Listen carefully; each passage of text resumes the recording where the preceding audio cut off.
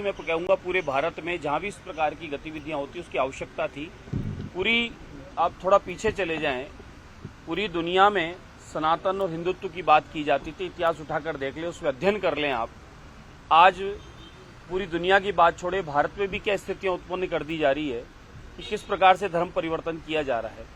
कभी भी सनातनी व्यक्ति इस प्रकार का पूरी देश और दुनिया में जाके इस प्रकार का काम नहीं किया कि लोगों को तलवार की नोक पर या बहला फुसलाकर या किसी प्रकार का लोभ लालच देकर धर्म परिवर्तन कराया गया हो। भारतवर्ष का कोई भी व्यक्ति या सनातनी कोई ऐसा काम नहीं किया, लेकिन भारत में इस प्रकार की कई एजेंसियां, कई संस्थाएं भोले भाले लोगों को किसी प्रकार से गुमराह करके और ऐसा काम करती है, या लोभ लालच देकर या डरा धमकाकर। तो उन संस्थाओं पर लगाम कसनी चाहिए और कड़क कानून होगा, नियम कायदा होगा।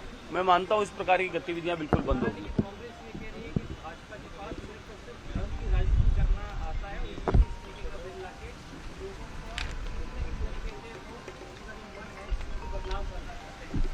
आप पत्रकार बंधु हैं, आपको आपकी कलम आपका हथियार है और आप सब जानते हैं।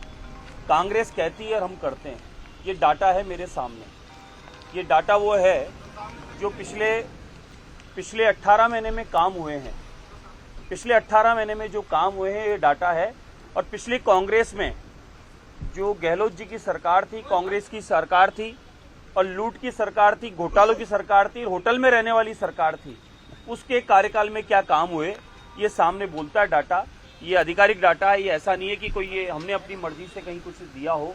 तो कांग्रेस का तो क्या काम है, सिर्फ खाली मुद्दों की बात न करके और कार्यों को भटकाने का काम करना, विकास के काम को व्यवधान बनने का काम करना, जो कांग्रेस करती आ रही है और करेगी।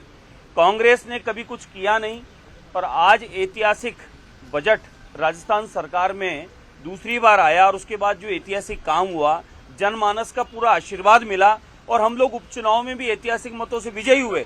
तो कांग्रेस की यहाँ जहाँ हार हुई है, कांग्रेस जहाँ परास्त हुई है और जिस प्रकार से मुख्यमंत्री भजनलाल शर्मा साहब, राजस्थान सरकार काम कर रही है, उसमें कांग्रेस बैकफुट पर है, जीरो है। पब्लिक के बीच में अब उनके पास कहने को कुछ रहा नहीं कि बीजेपी ने ऐतिहासिक काम कर दिया। तो इस प्रकार की बातें करके वातावरण दूषित करने का काम करती है, बाकी इससे ज्यादा कुछ नहीं है। आप देखें, मैं शुरुआत करूं,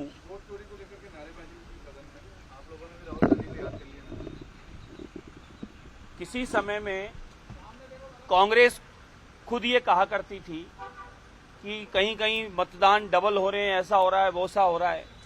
जहां कांग्रेस हारती है वहां इस प्रकार के आरोप लगाती है। बिहार चुनाव हार रही है तो उन्होंने एक नया इस प्रकार का वातावरण बनाने का प्रयास किया, लेकिन जनता सब जानती है। पहले मशीन पर आरोप लगाया, बैलेट पेपर पर आरोप लगा चुके, अब वोट चोरी का।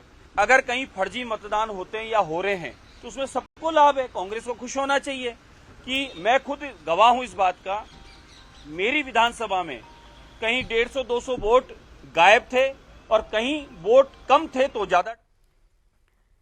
और चलिए इसी बीच रुक कर लेते